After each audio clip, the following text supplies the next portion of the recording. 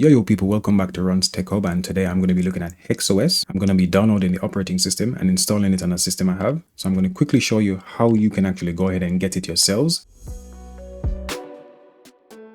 The first thing you're going to want to do is search for HexOS. I'm using Google. Once you get to the HexOS website, you need to scroll down until you see this section here that says Get HexOS. Click on it and it's going to take you down to the Buy section. Because this is a paid software, there's no way to get like a free trial, so you need to click on Buy Now. They only have one item for sale, which is $199 US. Click on Add to Cart, Review and Checkout. Click on Checkout, log in or register. Once you've registered and logged in, enter your details and it will take you to this page where you have to enter your payment information. I was very lucky. I reached out to the guys over at HexOS and they sent me a coupon code. So thank you so much again for the people over at HexOS for sending me this. This is going to allow me to run so many tests I want to run because I really want to see if this is so much better than what we already have. Once you've entered all your payment details, just click on Place Order, and that should ideally get you everything you need. Go back to your email that you used to sign up and you're going to have this email here. It gives you quite a few guides. The very first one you have is Choose Your Hardware Getting Started Guide. Next we have Install HexOS. That's the illustrated guide. I'm guessing this one probably has screenshots with the steps highlighted that you need to follow. Next we have Set Up Your System and Storage. Follow the setup guide. So we have quite a few guides here. I'm going to go through each one of them quickly to see how useful they are. I'm doing this from scratch. I've never done a HexOS thing before, but in the past I have done Open Media Vault from scratch, TrueNAS Scale, and a few other NAS operating systems, but this is the first time I'm using HexOS. I'm going to go ahead and click on where it says Install HexOS Illustrated Guide. So I'm going to click on that one there. It's going to take me through to this page, and the only thing left to do here is install the HexOS installer. It does come up as TrueNAS, but don't worry, it is going to be HexOS. I'm going to use the official download link, but if that doesn't work or if it's really slow, you can try the backup one.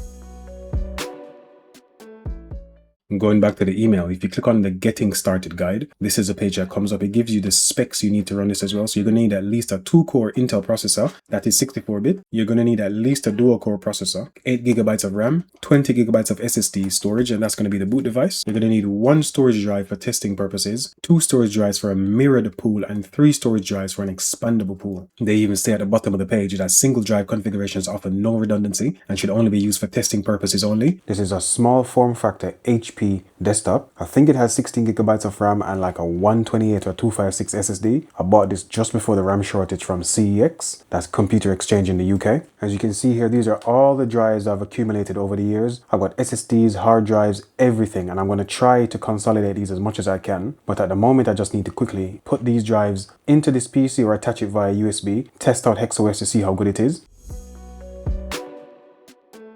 Because what I'm trying to do at the moment is replace this PC here. So this is a Raspberry Pi 400 and it's simply running off a SATA hard drive connected via USB-C. This has been amazing so far. No cooling fan, so it's passively cooled. Ethernet port at the back, USB-C for the hard drive, power cable, and HDMI. Only thing that's plugged into this at the moment is running headless at the moment because I don't need it connected. I love testing on new NAS operating systems, so this is why I'm testing on HexOS. So again, I really want to thank the guys over at HexOS for sending this to me. I'm simply going to plug this memory stick into that PC, turn it on, hit whatever the boot menu key is. I'll try to find a list of boot menu keys and put the information on screen now so you guys can figure out what button you need to press to enter your boot menu for your specific PC. In some cases, it also shows up when you turn the PC on, so there should be some writing in the bottom left hand corner or the bottom right hand corner which tells you what key would be for the boot menu and what key would be for the setup menu.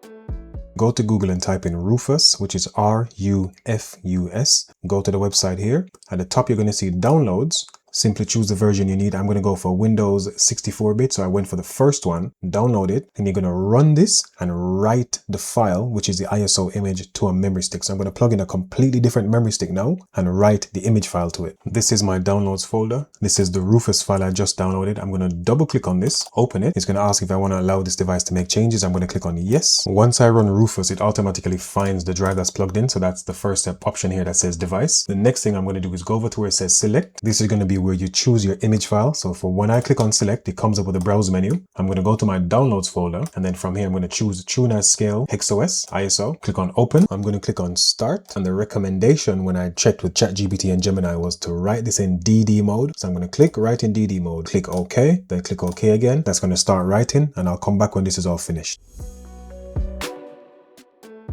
The boot menu allows you to choose which device you want the computer to start up from, whereas the BIOS, the basic input output system, which is where I am now, this is that ugly user interface where you can make changes that you need to make. I need to turn on a feature called XGX. Did some research quickly and realized that this was turned off by default by HP, probably by other manufacturers as well. I'm going to go over to where it says security, so I'm going to use my arrow keys to move left and right. When I'm on security, I'm going to scroll down to where it says Intel Software Guard Extensions, which is what XGS is. I'm going to press enter on this and I'm going to choose enabled. Then I'm going to reset my system and try to install again. I'm going to go over to where it says exit. I'm going to choose save changes and exit, that very first option at the top. Press enter, save changes and exit. I'm going to choose yes. Then I'm going to keep pressing F9 again because my system is essentially rebooting again. All right, this is exactly what I needed to see. We finally have something we can work with. So step one, I'm going to install straight away. So I'm going to go to install/upgrade, press enter. I'm going to press space here to highlight this drive because I only have the one drive in there at the moment. Press space to highlight the drive, press enter on OK to continue. This is just telling me that the drive will be completely wiped. So I'm going to click yes for this one. Enter your admin password here, press enter to continue. If you look in the bottom left corner of the screen, it shows 0% formatting disk. Installation succeeded. I need to press OK, reboot the system and remove the memory stick. Everything seems to be working all right. I've got my IP address. So what I'm going to do now is go over to my Windows PC, go onto my browser and type in that IP address there. The one that you can see that says 192.168.0.188. Before I do that though, I'm going to plug in at the moment a 500 gigabyte hard drive, just a hard drive via USB. I haven't put anything in via SATA or SATA yet. I'm just going to plug this in, test it, get everything set up and see how well it works. Now the installation is finished. I'm going to go to my browser, which is where I am now. I'm going to type in the IP address which came up, which is 192.168.0.188. I did this earlier and the problem I came across was that this takes me directly into TrueNAS, not into HexOS. So what you actually need to do is go back to the original email that you got.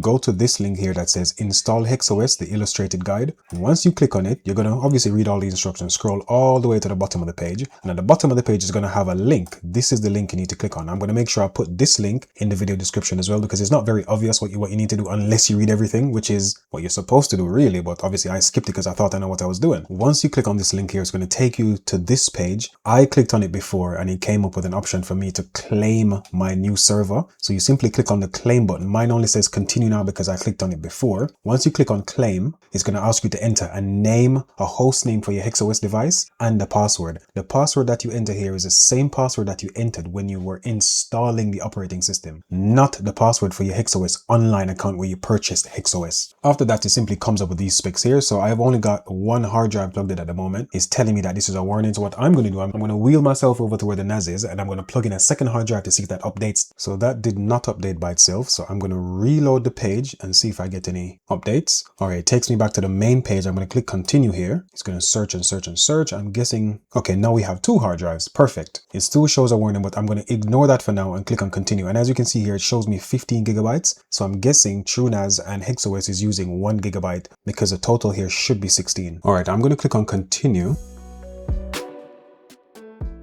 Even though I've got two drives at the moment, two 500 gigabyte drives, it's saying that one drive can fail because what's going to happen is going to mirror or it's going to copy everything from drive A onto drive B. So that if something does happen, if drive A does fail, I can still get all my data back from drive B. I do have a video coming up soon when I'm going to be using the Radax Penta, where I can use 4 identical drives. I'm going to have the first 2 as SSDs in RAID 0 and have the second 2 as hard drives in RAID 1. And that's going to be the backup copy essentially. Click continue. I confirm. I want to wipe these drives, finish setup.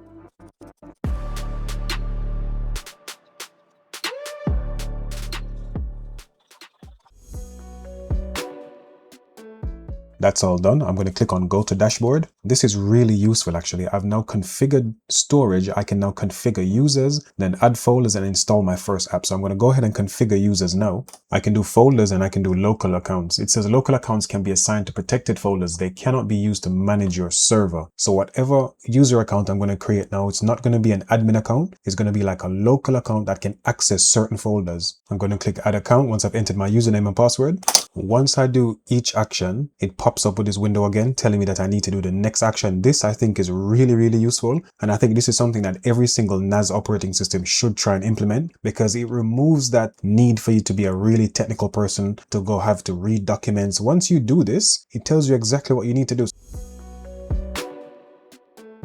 So I'm going to now go to where it says add folders. I'm going to click on new folder here. I'm going to call it something silly obvious like HexOS. I'm going to go to access. I'm going to leave it on public to everyone. That means everyone on my network should be able to access this. Not everyone on the internet, but everyone on my local Wi-Fi network or my wired network. I'm going to go to options. I'm not going to set a folder limit at the moment. I'm going to leave it as it is. And where it says backup for macOS, you can actually set this as a time machine backup location, which would be really handy if you're a Mac user. Next, I'm going to go to encryption. I'm not going to turn on encryption right now, but if this is a drive that you plan to use in a production ready environment or to use in your home server, I would highly recommend enabling encryption. This is just going to be a test for me. I'll most likely have to reinstall it at some once I put all the drives inside the case. But for now, I'm going to leave it as it is and I'm going to click continue. And here it gives like a mini breakdown of everything that we've done. So the folder name is HexOS, time machine is disabled, accessible to the only user I created, no encryption, and it shows the hard drive that it's assigned to. So if I click on create now, there should be one last thing that pops up. Let's see if it actually pops up, which was to install the apps. There we go. Perfect. It does pop up.